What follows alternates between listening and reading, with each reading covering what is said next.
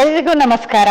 ಇವತ್ತಿನ ಒಂದು ಸಬ್ಜೆಕ್ಟ್ ಅಂದ್ರೆ ಪ್ರಾಣಶಕ್ತಿ ಜಾಗೃತಿ ಅಥವಾ ಎನರ್ಜಿ ಹೀಲಿಂಗ್ ಅಂದ್ರೆ ಏನು, ಅದು ಯಾಕೆ ಬೇಕು ಅಂತ.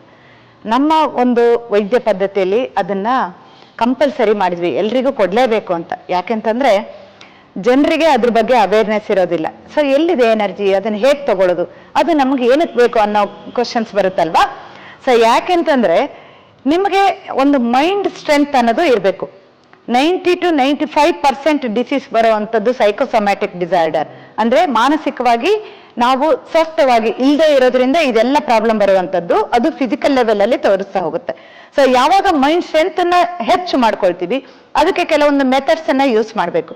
ಆಗ ಮಾತ್ರ ನಿಮಗೆ ಫಿಸಿಕಲ್ ಲೆವೆಲ್ ಅಲ್ಲಿ ತುಂಬಾ ಸ್ಟ್ರಾಂಗ್ ಇರ್ತೀರಿ, ಯಾವುದೇ ರೀತಿ ಕಾಯಿಲೆ ಬರೋದಿಲ್ಲ, ಯಾರ ಮೇಲೆ ಯಾವತ್ತೂ ಡಿಪೆಂಡ್ ಆಗೋದಿಲ್ಲ. ಹಾಗಾದ್ರೆ ಅದು ಏನು ಅಂತಂದ್ರೆ ನಿಮ್ಗೆ ಅದು ಅನುಭವಿಸಿದ್ರೆ ಮಾತ್ರ ಅದ್ರ ಬಗ್ಗೆ ಗೊತ್ತಾಗೋದು, ನೀವು ಫೀಲ್ ಮಾಡಬೇಕು, ಇಲ್ಲ ಅಂದ್ರೆ ಗೊತ್ತಾಗೋದಿಲ್ಲ. ಸೊ ಆದ್ರೂ ಕೂಡ ನಾನು ಹೇಳ್ತಾ ಇದ್ದೀನಿ ಏನಂತಂದ್ರೆ ಕಾಸ್ಮಾಸ್ ಅಂದ್ರೆ ಎಲ್ಲ ಕಡೆ ಇರುವಂತ ಒಂದು ಸ್ಪೇಸ್. ಆ ಸ್ಪೇಸ್ ಇಂದ ನಮ್ಗೆ ಎನರ್ಜಿನ ನಮ್ಮ ಒಂದು ಸಪ್ತ ಚಕ್ರಗಳಲ್ಲಿ ಅದನ್ನ ಹರಿಸಿ ತಗೊಳ್ಳೋ ಅಂತ ಒಂದು ಟೆಕ್ನಿಕ್ ಅದು.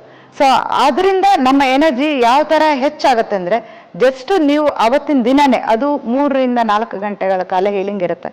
ಸೊ ಅವತ್ತೇ ನಿಮ್ಗೆ ಬಾಡಿ ತುಂಬಾ ಲೈಟ್ ಆಗುತ್ತೆ, ಯಾವುದೇ ರೀತಿ ನೋವಿದ್ರು ಕೂಡ ಕಡಿಮೆ ಆಗ್ಬಿಡುತ್ತೆ ಅಲ್ಲೇನೆ. ಅಂದ್ರೆ ನೀವು ಜಸ್ಟ್ ಥಿಂಕ್ ಮಾಡಿ ನಮ್ಮ ಮೈಂಡ್ ಪವರ್ ಯಾವ ತರ ಇರುತ್ತೆ ಅಂತ.